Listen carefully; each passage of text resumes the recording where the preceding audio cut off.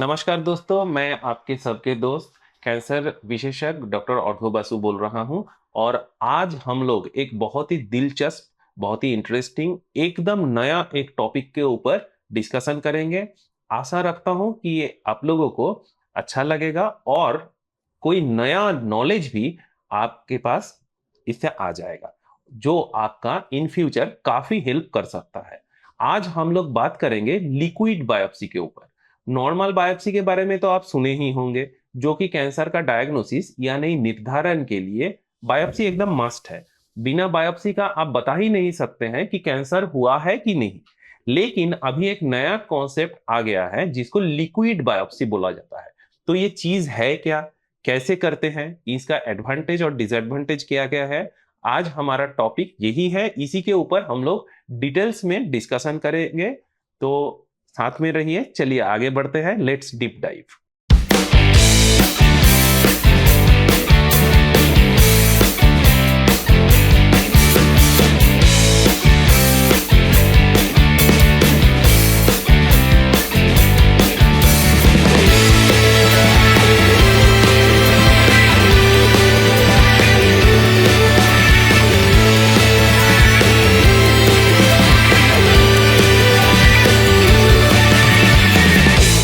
देखिए, बायोप्सी के बारे में तो हम सब लोगों को पता है। तो बायोप्सी चीज क्या है? बायोप्सी में हम लोग क्या करते हैं कि जहां पे आपको एक स्वेलिंग दिख रहा है, कहीं गांठ दिख रहा है, कहीं घाव दिख रहा है, मतलब जहां पे कैंसर होने का संभावना ज्यादा है, वो जगह से एक छोटा सा ऑपरेशन के जरिए थोड़ा सा मांस का टुकड़ा लेके देखना कि सच में ये कैंसर है या नहीं, या फिर टीबी या दूसरा किस्म का कोई बीमारी है।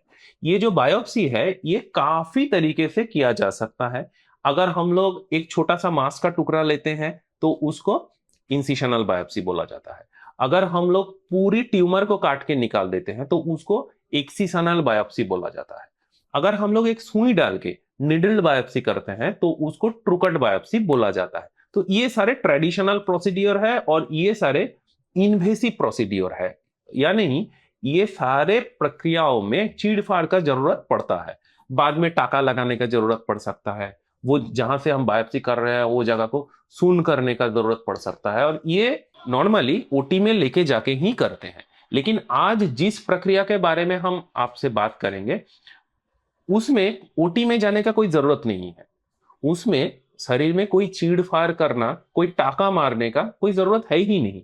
बल्कि ये सिर्फ शरीर से थोड़ा सा खून, जैसे हम लोग खून का जांच करते हैं ना कोई भी जांच घर में, वैसे थोड़ा सा खून के जांच के जरिए हम लोग अपना शरीर में कैंसर है या नहीं, कौन सा स्टेज में है, या उसका ट्रीटमेंट इलाज कैसे चल रहा है, सक्सेसफुली चल रहा है या नहीं, ये सब कुछ निर्धारण कर सकते हैं। कैसे? देखिए, कैंसर एक ऐसा बीमारी है जो बहुत पहले दिन से ही अपने शरीर में सारे सिम्टम्स दिखाता है। लेकिन वो सारे सिम्टम्स हम कभी देख पाते हैं, कभी नजरअंदाज करते हैं, कभी देख भी नहीं पाते हैं। तो एकदम अर्ली स्टेज में जब कोई कैंसर है तब भी वो इंडिकेशन देता है, सिम्टम्स दिखाता है, साइंस दिखाता है, लेकिन हम वो पकड़ नहीं पाते। अगर वही प्री अर्ली स्टेज में, बहुत अर्ली जो स्टेज है उसमें अगर कैंसर का डायग्नोसिस यानी निर्धारण किया आप कर सके और उसका सही समय में सही डॉक्टर साहब के द्वारा सही तरीके से उसका इलाज आप करा सकते हैं, तो ये बीमारी को हम लोग पूरी तरीके से मिटा सकते हैं। तो इसीलिए लिक्विड बायोप्सी हमारे हाथ में एक बहुत ही यूजफुल हथियार है, जिसको हम अगले 5 साल या 10 साल में कैंसर का डायग्नोसिस में ये एकदम एक मैंडेटरी टेस्ट या नहीं जांच हो जाएगा। कैसे? देखिए, मान लीजिए हम लोग कुछ माउंटेनियर्स को कंसिडर कर रहे हैं जो हिमालय पर्वत में चढ़ने के लिए गए हैं। एवरेस्ट हो सकता है, केटू हो सकता है, माउंट कंचनजंगा हो सकता है।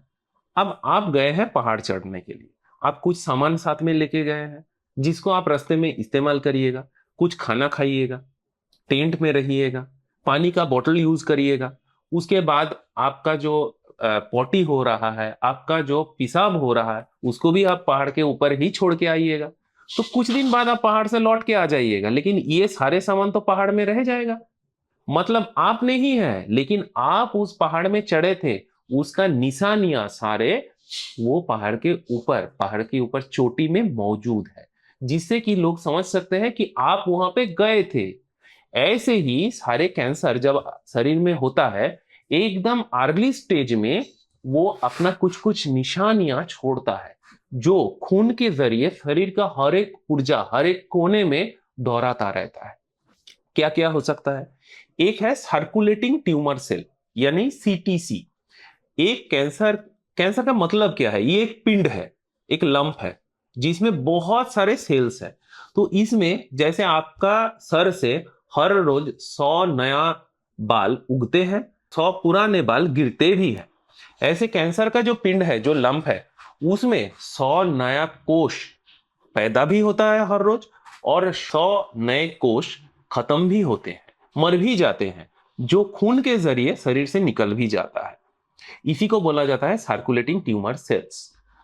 फिर हर कोई कोष या कणिका से हर रोज न्यूक्लिक एसिड, डीएनए या आरएनए निकलता रहता है। हर कोई कोष से नया नया केमिकल्स निकलता रहता है, जो सिर्फ उसी कैंसर के लिए स्पेसिफिक है, जिसको कैंसर का बायोमार्कर बोला जाता है।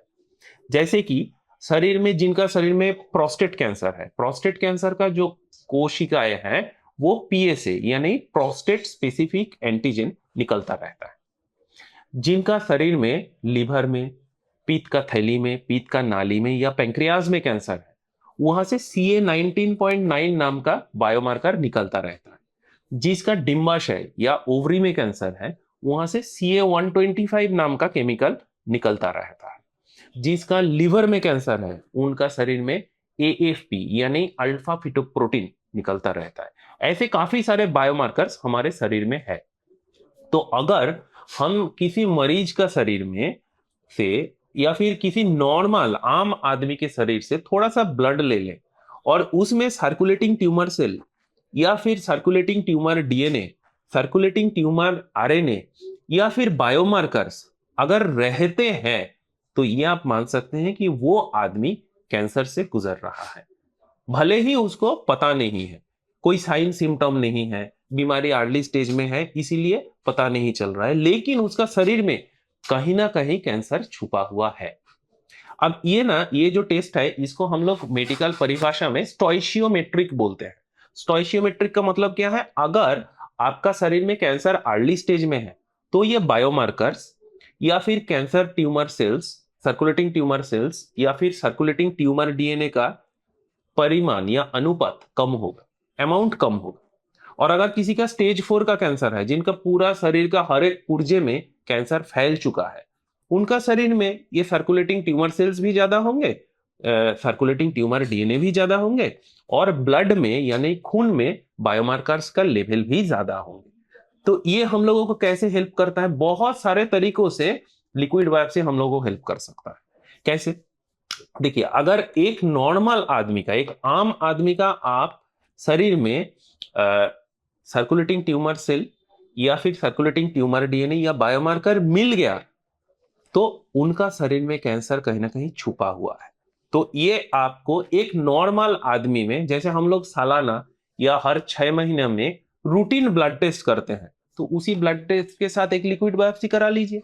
उसमें अगर ये सब आ जाता है पॉजिटिव, तो मान सकते हैं कि आपका शरीर में कैंसर कहीं ना कहीं शुरू हो गया है। तो तत्काल आप अभी तत्पर हो जाएंगे, बाकी सारे कैंसर का टेस्ट कराएंगे, आपका कैंसर एकदम अर्ली स्टेज में डिटेक्टेड हो जाएगा, और उसका सही इलाज से वो कैंसर को आप मिटा भी सकते हैं। अब मान लीजिए किसी मरीज का कैंसर का ट्रीटमेंट चल रहा है, कंप्लीट हो गया है, उसके बाद आप 2 से 3 साल तक देखना तो है कि कैंसर वापस आ रहा है कि नहीं। तो कैसे करिएगा? हर महीना आप एक बार लिक्विड बायोप्सी करा के देख लीजिए।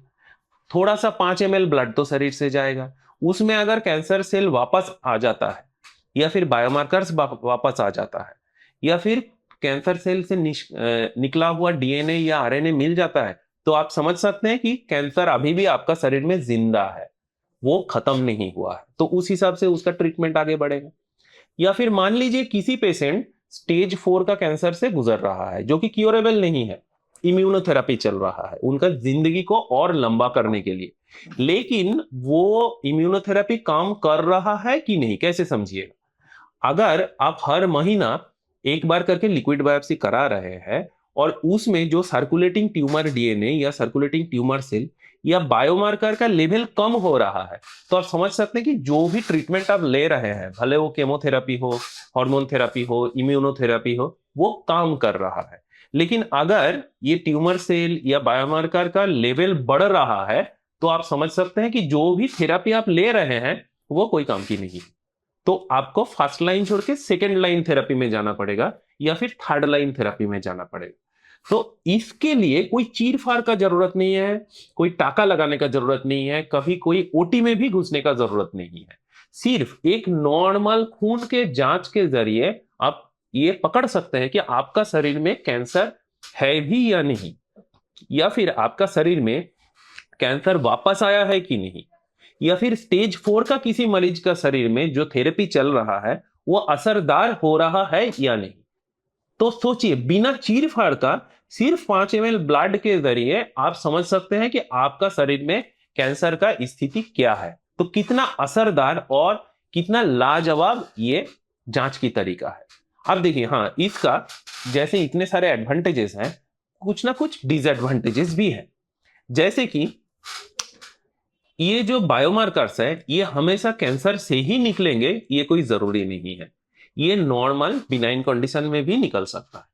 जैसे जिनका प्रोस्टेट कैंसर नहीं है लेकिन बीएचपी, बिनाइन प्रोस्टेटिक हाइपरट्रोफी है, जैसे 50 साल के बाद हर मर्द का प्रोस्टेट बड़ा होता ही है, वो अगर पीए से थोड़ा सा बड़ा हुआ है तो उसमें आपको लगेगा कैंसर है, लेकिन कैंसर नहीं है। प्रोस्टेट में अगर इंफेक्शन है, यूरिन में इंफेक्शन है, तो भी आपका पीएसए बढ़ सकता है। अगर आपका जॉन्डिस है बिनाइन वजह से, वायरल हेपेटाइटिस से, तो भी आपका सीए 19.9 बढ़ सकता है। अगर आपका पैंक्रियाटाइटिस है तो भी आपका सीए 19.9 बढ़ सकता है, लेकिन आपको क्या लगेगा, सीए 19.9 बढ़ा है मतलब हमको पैंक्रियास का कैंसर है या फिर पीत का नाली का कैंसर है, ये कोई जरूरी नहीं है। लिक्विड बायोप्सी का सेंसिटिविटी और स्पेसिफिसिटी दोनों ही 100% नहीं है, 100% के आसपास भी नहीं है। सेंसिटिविटी का मतलब क्या है, ट्रू पॉजिटिव्स, यानी अगर वो बोल दिया कि आपका कैंसर है तो मतलब कैंसर ही है, ये हमेशा 100% केस में नहीं होता है। और स्पेसिफिसिटी का मतलब क्या है, ट्रू नेगेटिव्स, मतलब अगर लिक्विड बायोप्सी बोल दिया आपका शरीर में कैंसर नहीं है तो मतलब बिल्कुल ही नहीं, ये भी 100% नहीं है। लेकिन एटलीस्ट देखिए, लिक्विड बायोप्सी हम लोगों को 100% सेंसिटिविटी या स्पेसिफिसिटी के साथ ये नहीं बता सकता है कि कैंसर है या नहीं, लेकिन एटलीस्ट एक दिक निर्देश तो दे सकता है, एटलीस्ट बता सकता है आपको और भी जागरूक कर सकता है, आपको ये बता सकता है कि कैंसर होने का संभावना आपका है या नहीं, कैंसर वापस आने का संभावना आपका है या नहीं, कैंसर का ट्रीटमेंट किस तरीके से चल रहा है, वो असरदार हो रहा है या नहीं। तो आज लिक्विड बायोप्सी बाजार में सिर्फ नया नया आया हुआ है, आज से 5 साल 10 साल बाद ये और भी एडवांस्ड होगा, इसका कॉस्ट और भी कम होगा। और ये देखिए, ये एक अल्ट्रा मॉडर्न टेक्निक है, इसके लिए स्पेशल अलग से प्रशिक्षण का जरूरत पड़ता है, अलग से ट्रेनिंग का जरूरत पड़ सकता है। एक नॉर्मल जो पैथोलॉजिस्ट है कोई जरूरी नहीं है वो लिक्विड बायोप्सी में स्पेशलिस्ट होंगे, इसलिए एक ऑन्कोपैथोलॉजिस्ट से हमेशा लिक्विड बायोप्सी कराना अच्छा होता है, क्योंकि एक स्पेशली ट्रेन्ड डॉक्टर या एक specially trained technician liquid biopsy का सेंसिटिविटी और स्पेसिफिसिटी जितना बढ़िया से ले पाएंगे, एक अनट्रेन्ड पर्सन या आजकल गली गली में मोहल्ले में जो छोटे छोटे लैब्स पैदा हो गया है, वहां का टेक्नीशियन हो सकता है आपका लिक्विड बायोप्सी कर दिए लेकिन रिपोर्टिंग सही तरीके से नहीं कर पाए, क्योंकि यह टेक्नोलॉजी अभी नया है, अभी इतना डे टू डे लाइफ में आया नहीं है, हर कोई छोटा मोटा लैब में अवेलेबल भी नहीं है। इसलिए बेहतर है कोई डेजिग्नेटेड कैंसर सेंटर या डेडिकेटेड कैंसर डायग्नोस्टिक सेंटर में जाके ही लिक्विड बायोप्सी कराए। नॉर्मल जो लैबोरेटरीज है जहां पे नॉर्मल टेस्ट होता है, एकदम डेडिकेटेड या डेजिग्नेटेड सर्टिफाइड कैंसर टेस्ट नहीं होता है, वहां पे लिक्विड बायोप्सी ना कराए, क्योंकि वो रिपोर्ट सही नहीं भी हो सकता है।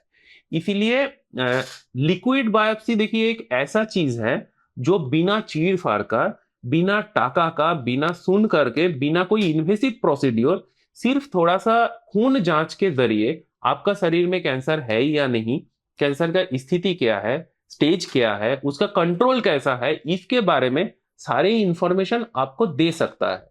और जैसे ही दिन आगे बढ़ेंगे, इस टेस्ट का सेंसिटिविटी और स्पेसिफिसिटी और भी आगे बढ़ता रहेगा।